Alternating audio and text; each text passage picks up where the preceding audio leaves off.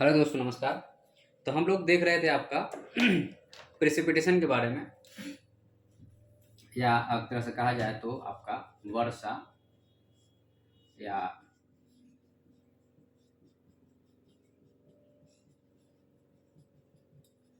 Precipitation.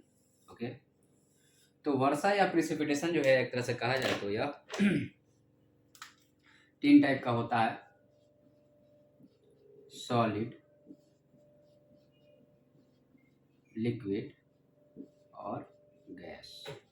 Okay, solid, liquid and gas, there are the three types of the precipitation. अब यहाँ पे हम लोगों ने ये तीनों किस पे डिपेंड करेगा? रेट ऑफ द कंडेंसेशन पे। Rate of condensation, or we can say that rate of losing heat, तापमान को कितना तेजी से वह लूज कर रहा है उसके हिसाब से वह जो है सो आपका प्रेसिपिटेशन होगा। तो गैस हम लोग देख लिए थे, लिक्विड देख लिए थे, आज हम लोग देखेंगे सॉलिड प्रेसिपिटेशन। ओके,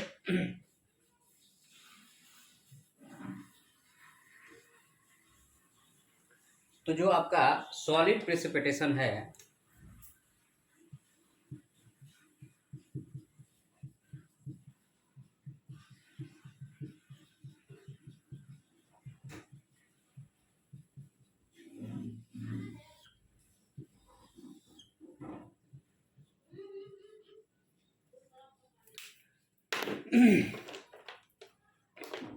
जो आपका सॉलिड प्रेसिपिटेशन है, अगर हम कहें यहाँ पे, तो इसमें क्या होता है कि आपका स्नोफॉल होता है, या जैसो पत्थर के टुकड़े गिरने शुरू हो जाते हैं, पानी के साथ पत्थर होना शुरू हो जाता है, हवा के साथ पत्थर गिरना शुरू हो जाता है, अलग अलग फिनोमेना होता है।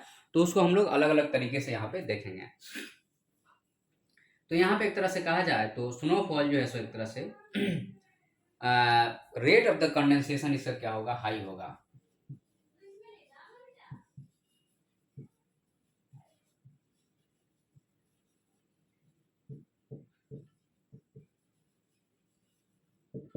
कंडेंसेशन का जो रेट होगा वह क्या होगा? वह तेज होगा, काफी फास्ट होगा। ठीक है, तो उसमें क्या होगा? एक तरह से कहा जाए तो जो वाटर ड्रॉपलेट है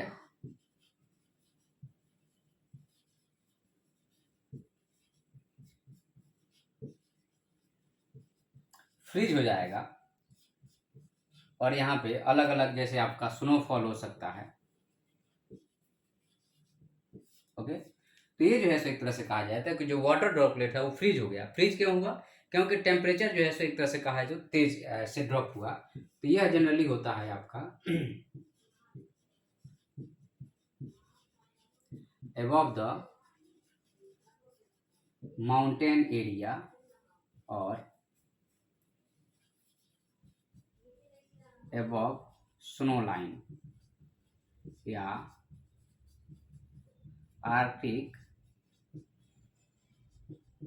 अंटार्कटिक रीजन में। यह जो है एक तरह से कहा जाए तो माउंटेन एरिया में होगा, अबव द स्नो लाइन होगा। ठीक है, और एक तरह से कहा जाए तो आर्कटिक या माउंटेनियस रीजन में होगा। अब यहाँ पे स्नो एक तरह से कहा जाए तो क्रिस्टल के फॉर्म में रहता है। अगर स्नो की बात कीजिएगा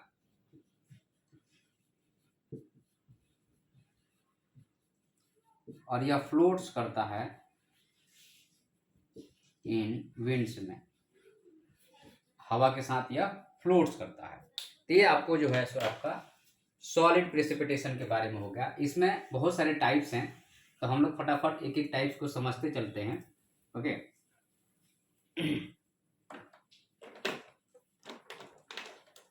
हेल सबसे पहला है आपका हेल।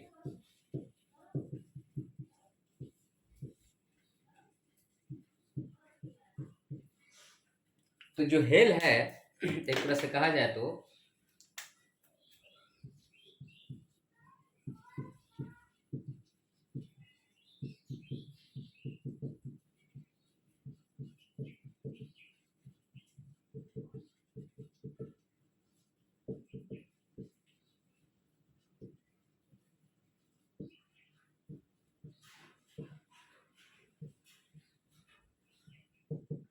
तो यह जो है सो हार्ड आइस बॉल है, और यह घटना होती है आपका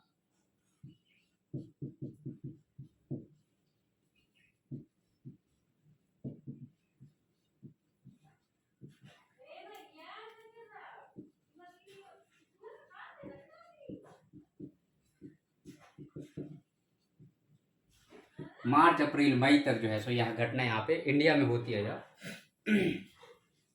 ओके, और यहाँ पे आपको एक तरह से कहा जाए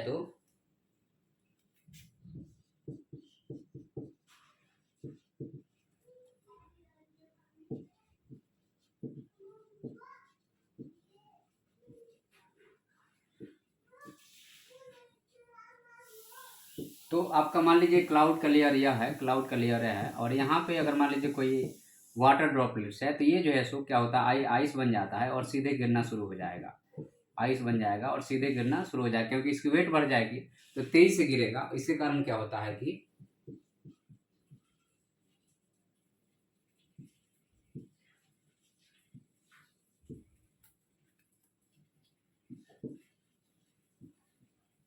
तो आपका ह्यूमन का जो क्रॉप्स है, एक तरह से एग्रीकल्चर सेक्टर को इससे बहुत ज़्यादा नुकसान होता है। ओके, नेक्स्ट हमारा जो है आपका स्लिट है। हेल के बाद में नेक्स्ट हमारा है slit.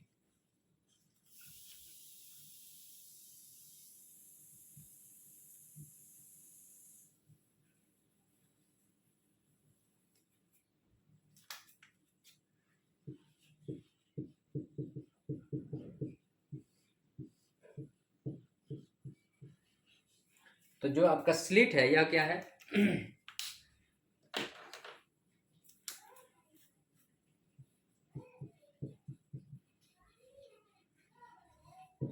falling of ice ball and rain। Ice ball और रेन अगर फॉल करता है तो इस दोनों को हम लोग बोलते हैं कि यह स्लिट है। ओके, तो यह जो है सो आपका falling of the ice ball and rain that is together is called the slit. Okay, और इसकी डाया जो होगा, डायमीटर जो होगा आपका 5 मिलीमीटर से थोड़ा सा ज्यादा होगा। तो डाया जो है सो ये 5 मिलीमीटर से ज्यादा हो गया। और यहाँ पे आपका जो वाटर है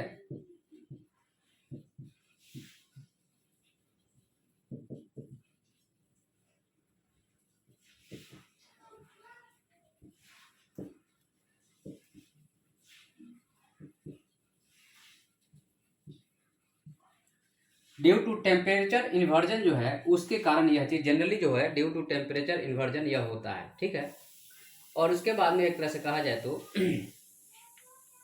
इसको हम लोग आइस पैलेट भी कहते हैं, और यह जैसे एक तरह से विजिबल रहता है। ओके, तो ये हमारा हो गया आपका स्लिट हो गया। नेक्स्ट आपका है आपका भर्ज।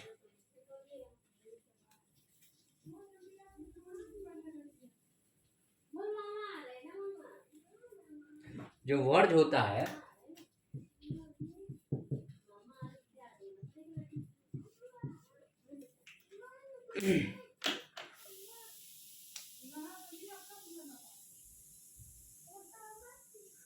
तो आपका यहाँ पे क्या होता है कि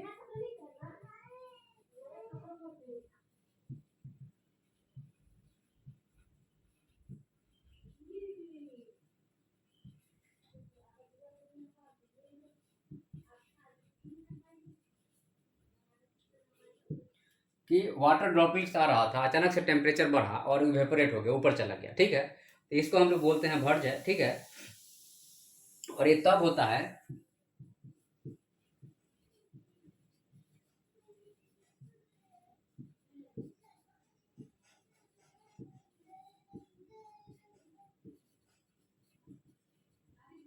अगर ये हॉट एयर से पास होगा तो ऐसा होगा।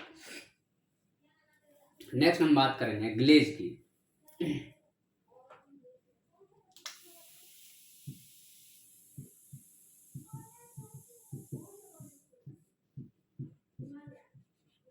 तो जो ग्लेज होता है, अगर हम ग्लेज की बात करते हैं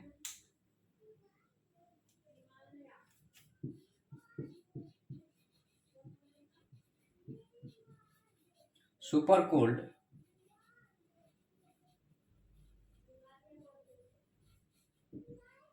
वाटर अगर ड्रॉपलेट्स अगर मान लीजिए नीचे गिरता है तो इसको हम लोग बोलते हैं कि यह ग्लेज हो रहा है, ठीक है। और अगर मान लीजिए कि यह आइस कोटिंग हो गया तो यह सुपर कूल्ड हो जाता है। आइस कोटिंग अगर मान लीजिए कि यह वाटर ड्रॉपलेट्स गिर रहा था और यहाँ पे चारों तरफ से आइस का कोट बन गया तो और ज़्यादा वो ठंडा हो जाएगा, ठीक है।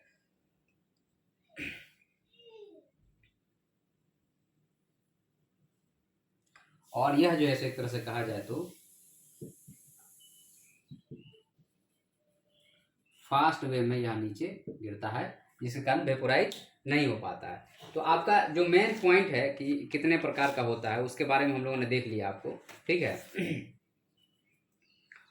अब यहाँ पे नेक्स्ट पॉइंट है आपका फ्रोस्ट के बारे में। हालांकि हमने इसको बता दिया है लेकिन चलिए एक बार और हम देख लेते हैं। जनरली क्या होता है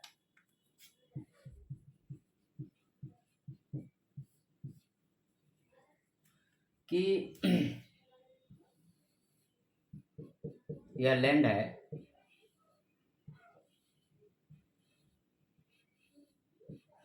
ये सारे जो है सो ट्री हैं।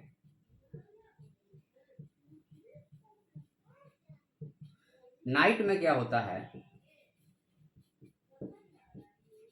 जब कोल्ड होता है तो यहाँ पे ये जो है सो वाटर जो है, यहाँ का वाटर जो है वह जो है सो आइस बन जाता है।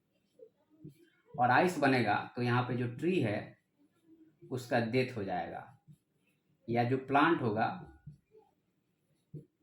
उसका डेथ हो जाएगा। ओके, तो ये नाइट में जब वेरी कोल्ड होगा, नाइट में जब बहुत ज़्यादा कोल्ड होगा तो यहाँ पे क्या होगा, फ्रोस्ट हो जाएगा। इसको कहा जाता है कि फ्रोस्ट हो गया, अब ये जम गया तो एक्चुअल में क्या होगा कि वाटर का फ्लो बंद हो जाएगा और सुबह में तेज लाइट पड़ेगी तो उसको वाटर की जरूरत पड़ेगा, और इस केस में जो है सो वाटर या पेड़ पौधा जो है सो वह सूख जाता है, ठीक है। तो एक्चुअल में क्या होता है कि वाटर वेपर या कहिए कि गैस जो है एक तरह से कहा जाए बिकम द सॉलिड हो जाता है। यहाँ पे फ्रोस्ट का मतलब यह है कि आपका वाटर वेपर था, मान लीजिए कि यह वायुमंडल में यहाँ पे ये चारों तरफ वाटर वेपर था, और जैसे टेम्परेचर जब डाउन हुआ तो यह ड्रॉपलेट्स के रूप में गिरना शुरू हो गया।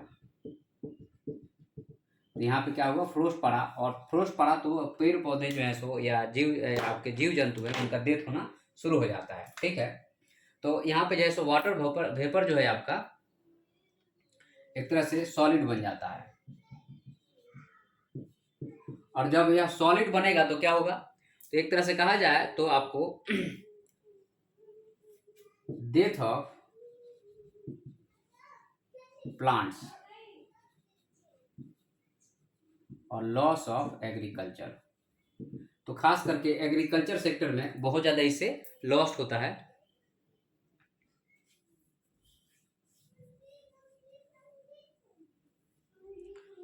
और यह जो है सो एक तरह से टीनी आइस क्रिस्टल रहता है, टीनी आइस क्रिस्टल के रूप में यह एक तरह से फॉल होता है। ओके, तो इसमें जो आपका एक छोटा सा चैप्टर था जो आपको कितने तरीके का होता है उसमें हमें समझाना था, तो इसमें इतना ही है। ओके।